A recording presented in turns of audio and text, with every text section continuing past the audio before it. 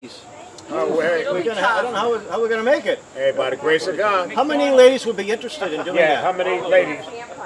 Oh, two anymore? One, two, so great. It's a beautiful venue, and I think it's peak season too for the leaf peeping. So, okay, I'm going to bring up my good friend, Mr. John Hugo of Super Happy Fun America, and no, he actually credits us a little bit with his organization's creation. I don't know. Oh yeah.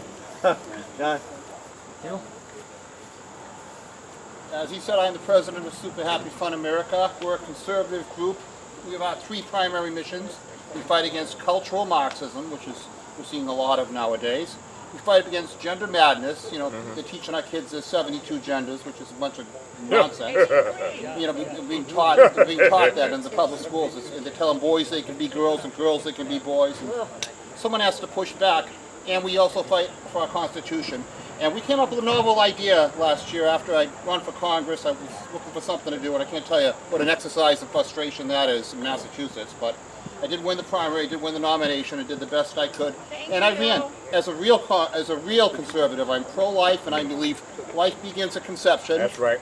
I am a Roman Catholic, and you, Reverend, over there, I do pray the Rosary because we don't worship Mary, we revere her. I don't want to fight the Reformation all over with you, but I feel pretty strongly since you said that. And that's just how I feel. I do believe Jesus is the Word made flesh, and we can have a great philosophical discussion about that, but I do pray the Rosary. So I thought I would take umbrage with that one point. The rest of your speech I thought was fantastic. We talked a lot about race today, and I like to give you my position on race. From a strictly scientific viewpoint, even if you were an atheist, the facts remain that there's no two people here in this area right now that are more than 1/200th different. That's how close we are genetically. That's just DNA. But the fact is, some of our ancestors live closer to the equator, so their skin is darker, because that's what happens. You're in the sun. And some people are from the North Pole, and their skin is lighter. And that's that. That's all there is to it. There's only one race, the human race. That's right. And I actually heard Morgan Freeman. I didn't know he was such a conservative the other day. And he actually said one thing that I really agree with. And he said, stop calling me a black man. I'll stop calling you a white man. Just call me a man. And let's stop talking about it. Because it's a bunch of nonsense. Nobody's racist nowadays. These Black Lives Matter people are ridiculous.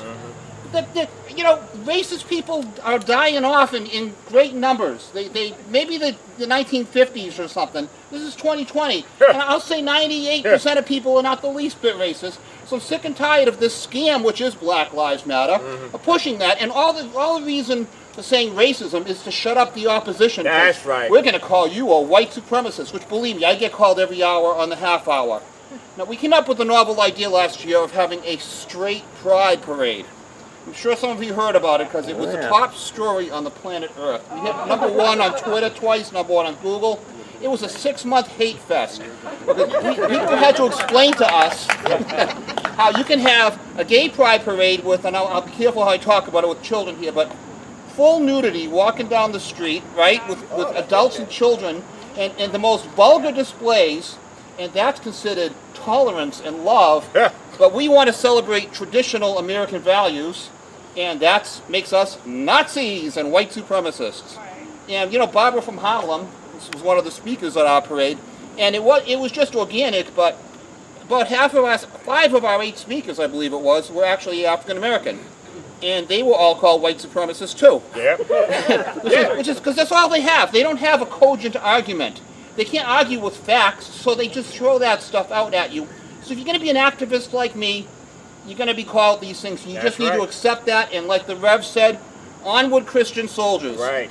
Let's all remember, the devil will use a lake of truth to hide a pint of poison. That's a fact. So we talk about how you know, oh, well, we don't want to be racist, but they're just using race. That's and they're using useful idiots. And these people who are out there burning down the city will be the first ones killed if the communists ever took over.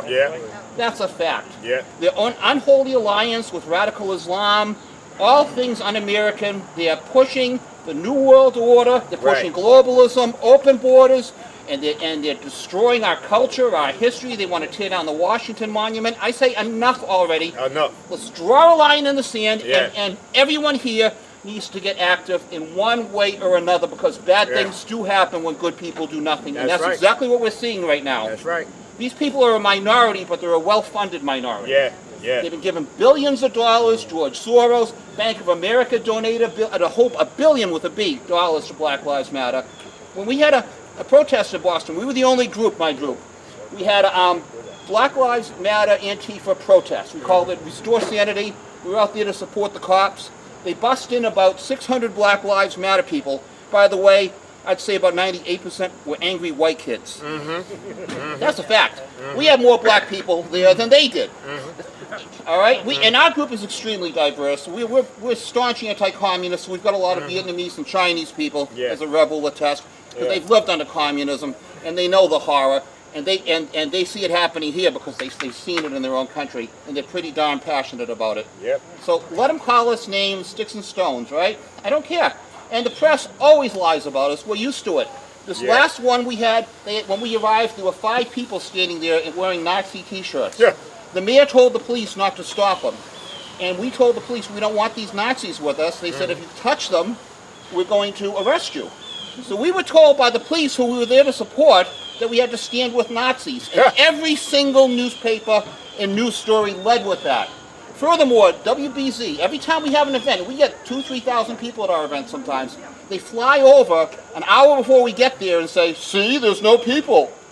So this is what you're dealing with. We're no longer looking at news. You really can't trust anything you see on the news. That's right. As I mentioned to someone here earlier, the fourth estate has become a fifth column. Yeah. You know, our vice president yesterday was banned from Facebook. He's a combat veteran from Afghanistan. He's a terrific guy. I think I mentioned at the last speech I made here. He was called a white supremacist in the British papers for 6 months straight. Every day another story about how he was a white supremacist. Till one day I was on the phone, I think it was with The Guardian, and I mentioned, you know, the guy's not white. He's an Arab. Yeah, he's a Mark. Syrian Christian. Yeah. And so the next day they came out with an article saying how he had ties to white supremacists. So you can't win. You can't win with these people. Yeah, right. So that's not where you do the fight. The fight is on the street. We need to take back the streets. We need to say we support the police, we support law enforcement. I mean, the idea of defunding the police is the worst thing, and who's it going to hurt the most? It's going to hurt people in poor minority neighborhoods who actually want the police there. Yep. So, you know, watching what's going on and saying you don't support it and voting for Trump, well, that's all well and good, but you got to be a little more active. Some people can write a check, some people can hold a sign, some people can make phone calls and talk to their friends about it, because we're being fed a false narrative, and it's dangerous, and this is the most dangerous time in our country since the Civil War. Yep. And I do believe this is the most important election since Abraham Lincoln. Yep. Yep. Because the Democrat Party has gone to the left of Joe Stalin, and I've never seen anything like this in my life. They're extremist, radical policies. JFK is rolling over in his grave. He'd be a Republican today. He was pro-life.